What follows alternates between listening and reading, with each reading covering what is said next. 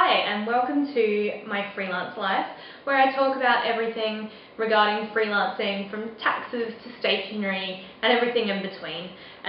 So this is day 4 of my vlogs, and in my previous vlog I talked about setting goals for 2015 and how to do that, where to find the resources to make sure that your goals are really specific and really achievable. And today I'm going to be talking about setting out your day and making sure that you make the most of your time.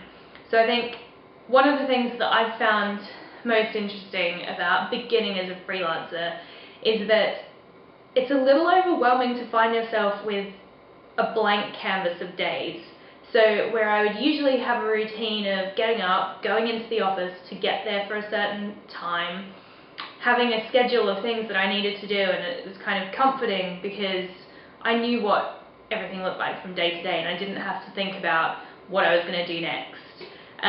So the difference being now is that I wake up when I like because there's no one expecting me to be in an office, and then I have to fill my days productively, but it's working out how to do that can be a little bit tricky. So I think the first place that I've had to start from is, first of all, creating my goals, which I talked about in my previous vlog. So once I had those, and I had really specific tasks that I needed to do to achieve them, I then went through my diary. This is my diary. It's very bright.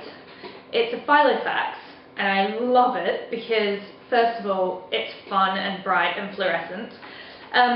But also I can write things down, and for me, I don't know, I'm old school, I have to write it down. I can't have a phone calendar, it just doesn't work for me, it doesn't stick in my head. So I've got tasks for the day and my schedule, and it's a little daily planner.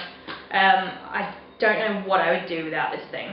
But that's just me. Pick something that works for you, but however you do it, I think it's important to have a to-do list of sorts for your day. So tasks that you absolutely have to achieve for the day. So that could be client tasks that are due, or invoicing that's due, or things that are really important. But then what I've done, and what I recommend you do as well, is from those 2015 goals, from your really specific tasks that you've set out, laid out in some sort of comprehensive fashion, put them into a diary. So for me that looks like adding social media planning in here. So one of my goals for this year is to increase my social media following. So every Tuesday, for example, I have to schedule all of my Twitter activity for the week. So that's really specific, it's really easy, it takes about an hour for me to do, and I just have to kind of get that done on a Tuesday, tick that box, and then Twitter's kind of, well, scheduling part is taken care of for the week. And so I have all of my weeks set out like that, and it's obviously things will change. Sometimes I'll have to have a client meeting that'll disrupt my regular routine, but having a list of things to do is really, really important for me to actually fill my days. So the way my days look, because I know people are curious about what a freelancer actually does during the day. So I wake up usually, well, my intention is to wake up at 7:30. Sometimes I struggle because I'm not really a morning person, but my ideal morning is waking up at 7:30, not pressing the snooze button 5 times, and coming straight over to the kitchen, which is my kind of workspace, and writing for an hour. I'm working on a novel, and I want to kind of work on that before the official workday begins. So I write for an hour. Sometimes I'll write like 300 words and sit there staring at the wall, and other times I'll write 2,000 words and the hour will fly by. But I make myself use that hour. It's also very important for me to make coffee during that time, so I put on a pot of coffee.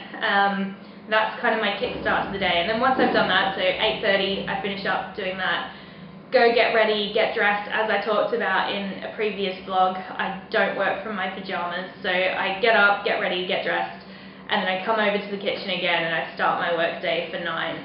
And then I start by doing my client tasks first, so anything that's not to do with my own blog and my own social media, that's what I get done first, because I figure I can always do my own stuff in my personal time, because I used to do that anyway before I was a freelancer. So I prioritize my clients, and then I record my blog, spend some time uploading, editing, doing all the rest, and then I get on with my blog specific tasks. So that's kind of a quick rundown of what my days look like. Sometimes that changes. I might have other appointments, or I might be meeting friends for lunch, or whatever it is, but I think it's really helpful to have kind of an idea of what your day is going to look like, so that you don't feel overwhelmed by the blank canvas of time that you have ahead of you. So those are my recommendations, but I really want to hear from you. How do you set out your time as a freelancer? How do you make sure that you make the most of it and don't get distracted or listless? And what recommendations do you have for kind of prioritizing your time and making the most of it? So let me know in the comments below.